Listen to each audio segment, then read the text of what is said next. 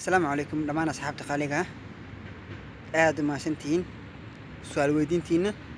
fiidiyowgana soo duubay waxay daba socotaa fiidiyow hore aan kaga soo hadlay qaabka ugu macquulsan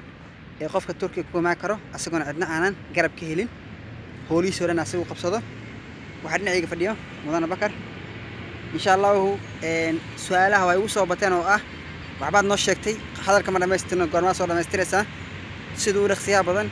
holo mashquul ay galay laakiin isbuuc ay nagu soo aadan gudaheed إن شاء الله واسوق بدونا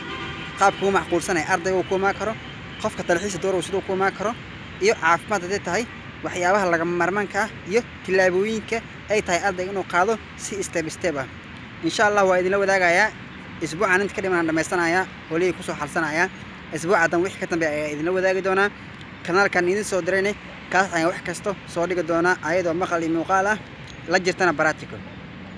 aad ugu maasantiin su'aal weydiintiina waan ogsoonay inaad ka murgeysiin aad rataan ogaataan sida dhaqsiya badan qaabka hawliin waxa islahaadeen insha Allah waa rajayn doonaa fiidiyoyada soo gudbiyo dad badan sanad dugsiyeedkan inay imaan doonaan dalka Turkiga ayagoo holo ayaga soo dhameystay lacag badan aan ku qarash gareenin aad iyo aad u maasantiin waana soo dhigay isbuuc xigaysan hore u balan qaaday insha Allah caafimaad idin rajaynaya assalaamu calaykum waraxmatullaahi wabarakaatuh ma salaam السلام حبيبي ونكس المغرب ونكس